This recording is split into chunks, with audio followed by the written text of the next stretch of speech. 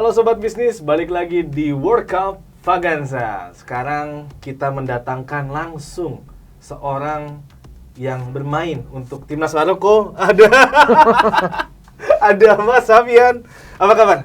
Baik, terima kasih atas undangannya. Ini salah satu ekspertis bola juga di bisnis Indonesia. Dan biasanya pandangannya waktu dulu ada program Euphoria, prediksi beliau ini benar. Dan pandangan dia benar, beberapa kali pertandingan benar gitu. Nah, apakah kali ini akan benar? Kita akan bahas dulu tapi pertandingan-pertandingan yang akan berjalan di perempat final yang saat ini ya. Siap. Jagoannya siapa nih kalau boleh tahu? Kalau saya sih jagoinnya Prancis sama Maroko sih. Prancis dengan Maroko ya. Kenapa? Prancis? Karena kelihatan mainnya itu yang paling paling berapi-api lah bisa bilang. Fighting spiritnya kerasa gitu. Jadi penonton juga pas nontonnya tuh wah kita ikutan seru juga gitu. Tapi emang dari dulu dukung Prancis atau baru sekarang nih? Baru-baru ini aja sih. Kalau Prancis sih memang dari dulu karena memang ya kita bilang juara bertahan. Kemudian dia memang materi pemain masih oke banget. Cuma kan Maroko nih sebagai kuda hitam juga menarik untuk disimak ini perkembangannya. Menarik untuk disimak perkembangannya. Kita lihat untuk bagaimana langkah keduanya, baik Prancis sebagai juara bertahan ataupun Maroko sebagai kuda hitam. Apakah akan terus berlanjut kejutannya? Nah, kita sedikit ngebahas soal pertandingan nanti malam. Ada Prancis lawan Inggris yang memang keduanya sudah sering bertemu dan secara statistik sebenarnya yang diunggulkan adalah Inggris. 17 kemenangan dengan 3 kemenangan untuk Prancis. Sangat jauh beda. Tapi apakah statistik ini bisa membuktikan bahwa nanti malam Prancis akan takluk oleh Inggris? Kalau menurut saya sih dari beberapa pertandingan kemarin, kemudian kita lihat juga ulasan-ulasan dari para ahli, mereka bilang bahkan si Southgate pun udah menyiapkan strategi anti Mbappe kan. Dia menyiapkan pemain sayapnya, entah itu Saka, entah itu Rashford ataupun Foden nanti untuk ditaruh di sisi kanan untuk menghadang Mbappe. Jadi Mbappe tidak langsung ketemu back tapi ketemu sayap dari tengah dulu kan. Seperti itu. Memang Inggris udah berkuar-kuar juga nih soal rencananya. Cuma kalau kita lihat sih ini pertandingan yang sangat-sangat diharapkan penonton ya. Istilahnya dua tim bertabur bintang dan mereka bermain di klub-klub tinggi, artinya udah biasa bermain di kasta tertinggi dan tentunya pertandingan akan ramai sih. Bisa dibilang ini tidak hanya bertabur bintang tapi juga dua tim kaya. Bisa dibilang karena harga dari kedua tim ini dari pemain-pemain jika dijumlahkan itu hanya berselisih sedikit aja. Inggris kan kalau nggak salah adalah tim dengan harga termahal, dengan harga termahal di Piala Dunia. Begitupun dengan Prancis. Nah, ngomong-ngomong soal Mbappe tadi, kan akan ditahan oleh sayap-sayapnya Inggris. Tapi yang harus dikhawatirkan oleh Prancis sendiri dari Inggris itu apa? Apakah Rashford-nya sendiri dengan kecepatannya ya, lalu ada Jude Bellingham dengan kelincahannya ataupun ketepatan atau kekuatan tendangan dari si Harry Kane, penyelesaian dari Harry Kane. Kayaknya sih Inggris tuh akan mengandalkan lebih ke kecepatannya ya soal waktu melawan Prancis ini. Jadi kayaknya sih sepertinya intensitas pertandingan akan tinggi dan itu untuk tusukannya kayaknya akan ada banyak adu sprint dan mungkin di lapangan tengahnya akan solid sih pertarungannya sepertinya. Seperti itu. Tapi berarti emang harus saling jegal ya berarti. Betul, saling jegal di tengahnya. Duel lini tengah bisa dibilang. Oke, kita beralih ke Maroko melawan Portugal. Yang satu bekas juara Euro.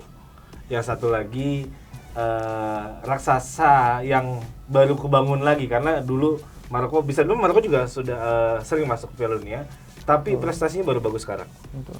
Apakah tipikal kesabaran Maroko main di belakang, menahan serangan namun udah ditahan tapi bolanya masih di positioning di belakang terus di beberapa kali kan kita lihat. Sampai akhirnya ketika semua pemain maju, akhirnya dia baru menyerang. Apakah akan terulang lagi seperti itu saat lawan Portugal? Saya rasa sih Maroko akan realistis ya. Mereka akan lebih banyak bertahan di belakang seperti sebelumnya. Dan kalau kita lihat Maroko ini sebenarnya kalau diteliti lagi banyak pemain-pemainnya kan sebenarnya bermain di klub papan atas. Iya. Bermain di klub papan atas lain siapa kayak Ziyech, kemudian Iya. Hakimi, kemudian ada juga beberapa main di klub Liga Inggris kan. Nah, jadi sebenarnya materi pemainnya cukup bagus dan mereka bisa apa ya? Kalau menurut saya sih bisa menahan egonya untuk mereka tidak tidak maju menyerang gitu. Iya. Tidak terlalu memburu nafsu gitu, tapi tetap mengikuti instruksi pelatih, disiplin mereka di belakang walaupun memang agak membosankan sih. Iya. Kelihatan waktu lawan Spanyol ketika mereka bisa merebut bola di belakang, tapi mereka lebih memilih tidak langsung menyerang balik. Memancing pemain Spanyol untuk mengambil bola di pertahanan mereka, habis itu mereka serang balik. Nah, tapi Portugal sendiri kan ada isu bahwa kemarin setelah Ronaldo dicadangkan, walaupun mereka menunjukkan bahwa tanpa Ronaldo mereka bisa menang 5-1. Apakah isu masalah Ronaldo internal dengan masalah siapa pelatihnya? Fernando Santos ya? Iya, dengan Fernando Santos, antara Ronaldo dengan Fernando Santos akan melebar sampai ke para pemain lain. Tapi kan kita tahu sendiri Ronaldo sebenarnya adalah figur yang justru juga membangun moral dari pemain juga gitu. Betul. Kalau saya rasa sih sebenarnya Ronaldo main atau tidak tentunya akan memberikan perubahan besar bagi Portugal ya. Sepertinya mungkin karena Bruno kemarin lagi bagus-bagusnya kemungkinan bisa jadi starter duluan gitu dan Ronaldo tetap berangkat dari bangku cadangan mungkin ya. Tapi kalau kita lihat mungkin Ronaldo bisa aja disimpan menjadi super sub atau pembeda karena kan kita tahu sendiri Maroko pertahanannya sangat kuat. Dan saya rasa Ronaldo bukan cuma menjadi goal getter tapi dia juga bisa menjadi kayak dummy runner gitu lah. Jadi untuk pengalihan. Jadi nanti bisa pasang dua striker mungkin. Modelnya kayak ini berarti ya, kayak waktu Richarlison dengan Vinicius dan juga Neymar. Ketika Neymar main di Brazil saat dia sebelum kemarin cedera itu, Neymar menjadi salah satu dummy runner. Semua fokus ke dia sampai akhirnya lupa ada Richarlison dan juga ada Vinicius gitu kan. Ini patut kita tunggu juga nih, apakah memang kondisi-kondisi ini bisa terjadi juga di pertandingan antara Maroko dan juga Portugal. Kalau dari prediksi, punya gambaran prediksi gimana nih Bang? Apakah Inggris atau Perancis yang akan lolos atau Maroko dengan Portugal yang lolos? Kalau saya lihat Inggris-Prancis kayaknya kemungkinan akan hujan gol ya. Sesuai harapan penonton ya, sekitar 3-2 lah mungkin. Sekitar 3-2. Untuk Prancis. Untuk Prancis. Karena kayaknya Mbappe golin lagi nih. Mbappe masih punya ini ya soalnya, masih punya target untuk mengejar top skor. Apalagi sekarang kok bisa bilang jauh ya dengan peringkat bawahnya dia unggul 2 gol. Iya. Saya sendiri sih saya mungkin agak setuju 3-2 untuk Perancis, tapi kayaknya bukan Mbappe, lebih ke Giroud. Karena bisa saya Milan. bisa. Giroud juga seorang target man yang sangat baik ya. Kita lihat juga dia gol-golnya bagus dan kayaknya dia udah masuk top form lagi nih walaupun usia udah senja kan. Nah, kalau dari Maroko dengan Portugal kemarin salah satu narasumber kita mengatakan Maroko akan lolos waktu lawan Spanyol. Ternyata benar. Apakah ini omongannya akan terulang? Bisa jadi Maroko lolos ya. Walaupun kemungkinannya kita tahu ya masih 50-50 lah bisa dibilang. Walaupun mungkin masih banyak mayoritas orang menjagokan Portugal. Cuma kalau saya lihat sih Portugal belum sematang itulah. Maksudnya yang sematang Spanyol aja bisa ya, walaupun Spanyol waktu itu materinya pemain muda ya, dan kita lihat rata-rata umurnya pun sekitar 25 ke bawah dan itu di bawah rata-rata pemain Maroko. Jadi secara kematangan Spanyol mungkin agak kurang ya, bisa dibilang seperti itu. Cuma kalau lihat Portugal juga mungkin skuad yang ini juga belum terlalu matang sih. Jadi yaitu hati-hati soal permasalahan mental dan menurut saya bisa jadi Maroko mengambil keunggulan di situ. Oke. Maroko keunggulan, tapi kalau skor ada nggak kira-kira? Skor ini nggak tahu. Kemungkinan bisa penalti lagi. Itu dia.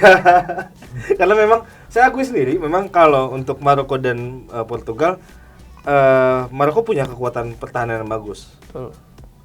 Portugal pun sama, tipikal mainnya mereka hampir sama.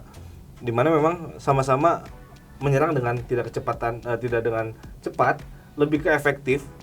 Bagaimana membuat skema yang tepat untuk bisa mencetak gol, bukan skema paling cepat untuk mencetak gol. Kalau saya bisa bilang adu penalti juga dan menang di penalti. Mudah-mudahan Bono bisa menjadi penyelamat lagi.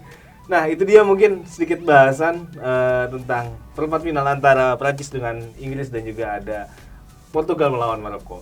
Kalau misalnya setuju, bolehlah di like ya, atau di komen, ataupun punya pandangan lain soal pertandingan ini, silakan di komen di bawah. Prediksinya silakan di komen di bawah.